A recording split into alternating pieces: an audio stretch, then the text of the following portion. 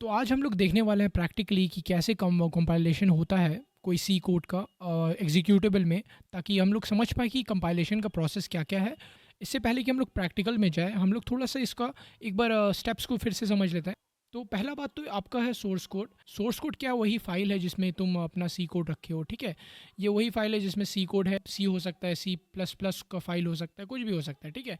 ये normal source code का file है जो कि तुम सोर्स है, एक एक फाइल हो सकता है या मल्टीपल फाइल हो सकता है। फाइल 2.c हो सकता है, फाइल 3.c हो सकता है, बहुत सारा फाइल हो सकता है, ठीक है। तो फाइल बहुत सारा हो सकता है, बहुत सारा फाइल मिला करके सोर्स कोड बन सकता है, तो फाइल बहुत सारा हो सकता है, ठीक है। तो फाइल का प्रॉब्लम नहीं है। उसके बाद क्या होता है कि सोर्स कोड जब कंपाइलेशन स्टार्ट होता है तो यहाँ से लेकर के लिंकर तक प्रोसेस कंपाइलेशन होता है। तो फर्स्ट स्टेप ऑफ कंपाइलेशन में क्या होता है कि first step of compilation is pre processing.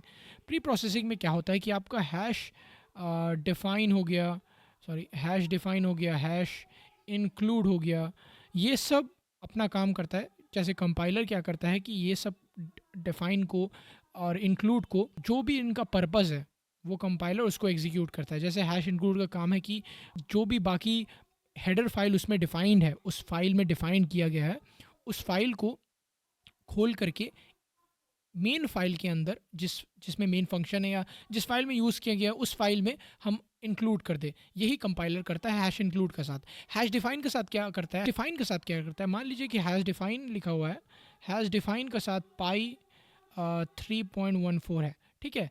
तो जहाँ जहाँ पाई लिखा हुआ है, जितना सोर्स कोड में जितना जगह पाई लिखा हुआ है, उतना जगह 3.14 को रिप्लेस करके बैठा दिया जाएगा। यही डिफाइन करता है, और ये किया जाता है कंपाइलर के द्वारा, लेकिन कोर कंपाइलेशन से पहले किया जाता है इसको, ठीक है। तो इसको बोलते हैं प्री प्रोसेसिंग, ठीक है। तो प्री प्रोसेसिंग का जो आउटपुट है वो डॉट आई फाइल होता है, ठीक है।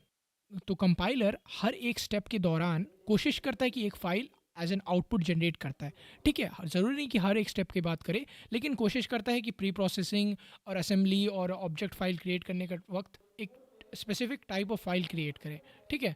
तो आपका फाइल डॉट सी जो रहेगा वो आपका फाइल डॉट आई में कन्वर्ट हो जाएगा, या आई या डबल आई, ठीक है, कोई भी डिपेंड करता है ये। तो जीसीसी कंपाइलर डॉट आई में कन्वर्ट कर देता है। अब क्या होता है इस स्टेप के बाद, तो अब वो डॉट आई फाइल जाता है लेक्सर में। लेक्सर अपना काम करता है। लेक्सर का क्या काम है कि आपका जितने भी एलिमेंट्स होंगे, जैसे आपने कोई कोड लिखा है, जितने भी एलिमेंट्स होंगे, जैसे आपका int A is equal to B, ये सारे एक एक एक करके एलिमेंट्स होंगे।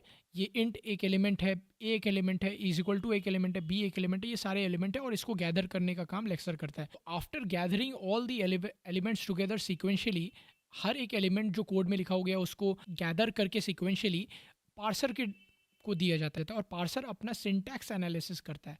पार्सर सिंटैक्स एनालिसिस करता है। ये क्या करता है कि देखता है कि आपने जो सिंटैक्स लिखा है, सी या पाइथन या जो भी कोड आपने लिखा है, कंपाइलर वो चेक करता है पार्सर के द्वारा कि आप प्रॉपर सिंटैक्स में लिखे हैं कि नहीं, वो प्रॉपर तरीका है उसको लिखने का, फॉर्मेट में लिखा गया है कि नहीं। क्योंकि अगर सिंटैक्स गलत होगा तो कंपाइलर सिंटैक्स एरर दे देगा कि ये सिंटैक्स इस प्रोग्रामिंग लैंग्वेज का है ही नहीं, ठीक है। तो उसके बाद आएगा, तो उसके बाद सिमेंटिक एनालिसिस में, सिमेंटिक एनालिसिस में ज़्यादा कुछ नहीं मैं बताऊंगा, इन डीप नहीं बताऊंगा। इसमें टाइप चेकिंग करता है, और बहुत सारा एनालिसिस किया जाता है कि टाइप सही है कि नहीं। मान लीजिए कि हम कहीं पर इंट ए दिया है, ठीक है। इंट ए इंटीजर टाइप का है, ठीक है, और बाद में चल करके हम ए इज़ इक्वल टू कोई कैरेक्टर वैल्यू बैठा दें, हम हेलो बोल दें या कुछ भी कैरेक्टर वैल्यू बैठा दें, तो ऐसा करने से बहुत प्रॉब्लम होगा। ऐसा करने से प्रॉब्लम होगा क्योंकि ए इंटीजर टाइप का है, कैरेक्टर टाइप का है नहीं, और स्ट्रिंग तो ले नहीं सकता, तो इसीलिए इसमें प्रॉब्लम होगा। और इसी चीज़ को चेक करने के लिए सेमेंटिक एनालिसिस अपना काम करता है, ठीक है। तो उसके बाद ऑप्टिमाइजेशन आता है।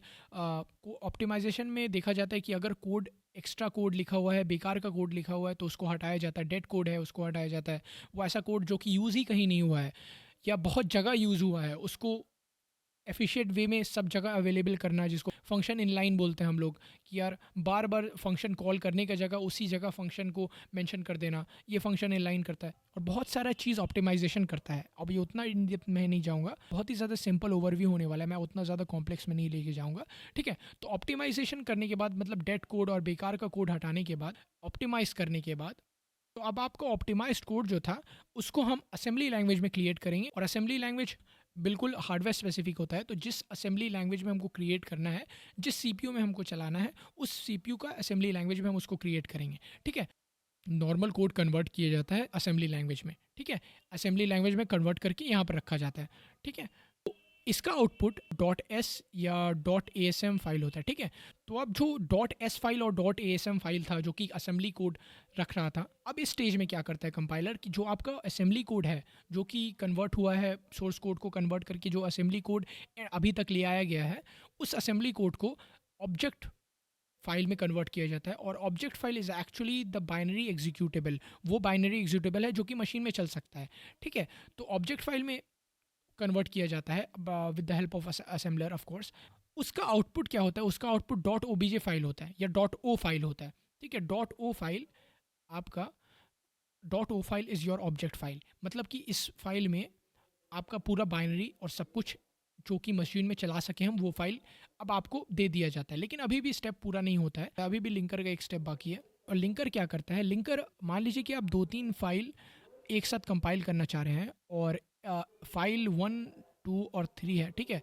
तो फाइल 1 का कोड आप 3 में इस्तेमाल किए हैं, 2 का कोड 3 में इस्तेमाल किए हैं, ठीक है। तो अगर ऐसे करके आप एक दूसरा का कोड एक दूसरे में इस्तेमाल किए हैं, तो ये क्या करता है लिंकर, कि लिंकर ये दोनों फाइल को इस तीसरे फाइल से लिंक कर देता है। और एक लिंकिंग करने का तरीका होता है जिसमें हम जीओटी और पीएलटी टेबल की यूज़ करते हैं, उतना हम कॉम्प्लेक्स में नहीं जाएंगे, लेकिन एक लिंक कर देता है ताकि आप जब ये फाइल चलाएं या बाइनरी एग्जीक्यूटेबल रन हो, तब मालूम रहे कि कौन सा फाइल का कोड कहाँ है, ताकि रन टाइम में प्रॉब्लम नहीं हो कि वो फाइल का कोड कहाँ है, इससे कोई प्रॉब्लम नहीं हो, ठीक है। तो ये लिंकर का स्टेज है और ये लिंकर स्टेज यही काम करता है कि लिंक करता है 2-3 फाइल को एक साथ ताकि रन टाइम में प्रॉब्लम नहीं हो, ठीक है। तो ये लिंकर करता है। उसके बाद फिर आपको एग्जीक्यूटेबल मिल जाता है जो कि of course dot E X C या डॉट ओ फाइल का फॉर्मेट में ही होता है ज़्यादातर, ठीक है। तो ये हो गया आपको ओवरव्यू कि कैसे कैसे कंपाइलेशन होता है इसमें। तो हम लोग आ गए हैं लिनक्स में यहाँ पर एक कंपाइलेशन बोल करके मैं ये बना दे रहा हूँ, फोल्डर बना दे रहा हूँ, ठीक है। कंपाइलेशन फोल्डर में हम लोग आ गए हैं, ठीक है। तो आई होप कि जीसीसी देख लेते हैं इंस्टॉल है कि नहीं। तो नहीं है जीसीसी इंस्टॉल, तो हम लोग pseudo apt sorry pseudo apt install करते हैं, जीसीसी इंस्टॉल कर लेते हैं।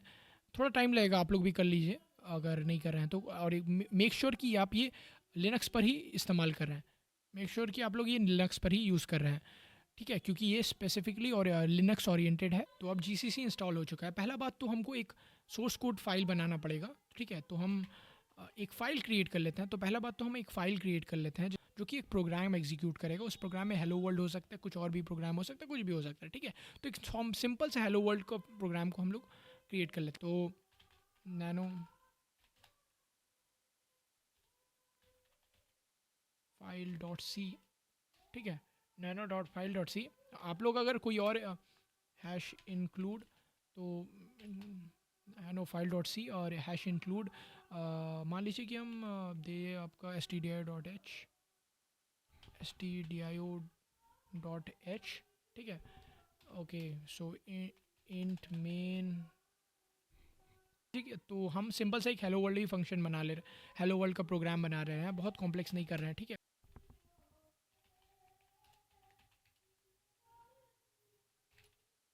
ठीक है, अभी के लिए बहुत ज़्यादा कॉम्प्लेक्स नहीं कर रहे हैं, ठीक है, ठीक है। तो अब क्लियर कर लेते हैं। तो एक सिंपल सा फंक्शन बनाया है मैंने।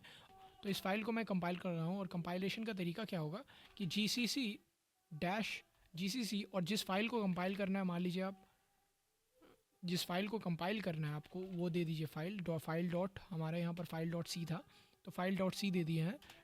उसके बाद डैश ओ कर लिखेंगे आउटपुट, डैश ओ मतलब कि जो आउटपुट निकलेगा आपका एग्जीक्यूटेबल वो फाइल, और उस फाइल का नाम क्या होगा, मान लीजिए हम फाइल डॉट ओ दे रहे हैं, ठीक है, file dot C converted to file dot O, ठीक है। ये सिंपल सा कंपाइलेशन का एक कमांड है, ठीक है। GCC file dot C dash space दे करके डैश ओ, उसके बाद स्पेस फिर फाइल डॉट ओ, ठीक है।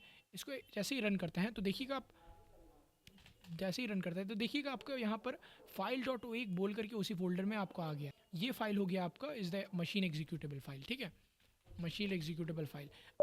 तो अभी इसी फाइल को रन करते हैं, रन करके देख लेते हैं कि चल रहा है कि नहीं, ठीक है। तो रन करने का तरीका, फाइल डॉट ओ, देखिए हेलो वर्ल्ड आ गया, ठीक है। तो हेलो वर्ल्ड आ गया, और ये इस तरह इसलिए आया क्योंकि मैंने डिफाइन नहीं किया कि नेक्स्ट लाइन में जाना है कि नहीं, ठीक है। तो ये बात है। आपका कंपाइल हो गया। तो इस तरीके से जीसीसी के थ्रू हम कंपाइल कर सकते हैं।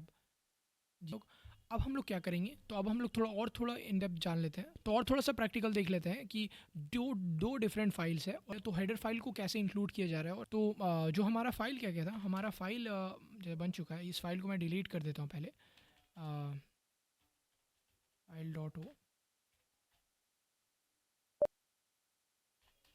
फाइल डॉट ओ डिलीट कर देता हूँ, ठीक है। तो उस फाइल को मैंने डिलीट कर दिया है, ठीक है। अब मैं क्या करता हूँ कि एक दूसरा फाइल बनाता हूँ, तो एक दूसरा फाइल बनाता हूँ, फाइल डॉट एच या file one dot H, file one dot H बनाता हूँ। इस फाइल में क्या करूँगा, मैं ऐसा करूँगा, इस फाइल में मैं दो या एक फंक्शन डिफाइन करूँगा जो कि इस फाइल से जाएगा, दूसरे की फाइल में अंदर यूज़ होगा, ठीक है। वॉइड ग्रीट करना, वॉइड ग्रीट करना, ठीक है, करेगा। और प्रिंट करेगा, ये प्रिंट एफ करेगा ये फंक्शन, प्रिंट एफ करेगा ये फंक्शन क्या करेगा, ये फंक्शन तुम्हारा ग्रीट करेगा, ये फंक्शन ग्रीट करेगा, जैसे good morning, good morning, this is sorry, ये this is file, this is header file, ठीक है, दिस इज़ हेडर फाइल, ठीक है,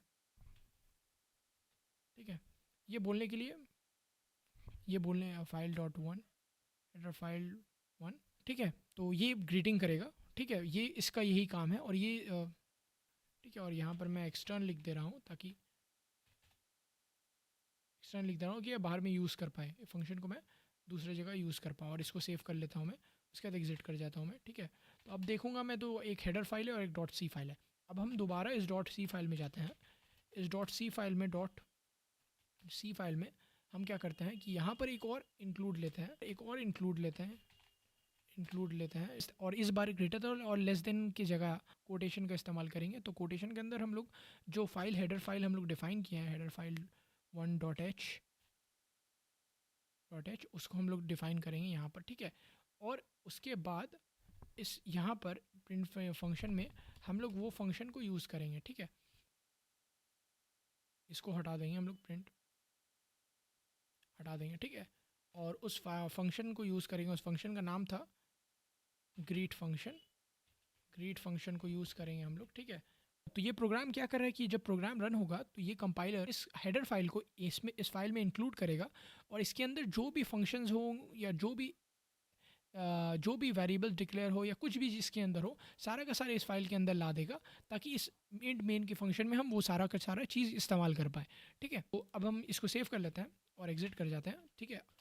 तो देख सकते हैं हम लोग, हमारे पास दो फाइल है, ठीक है। तो अब दो फाइल है, अब हम ये हेडर फाइल को इंक्लूड किए हैं इस फाइल डॉट सी के अंदर। तो अगर हम दोबारा अगर कंपाइल करें इस फाइल को, file dot C dash, output निकलेगा फाइल डॉट ओ।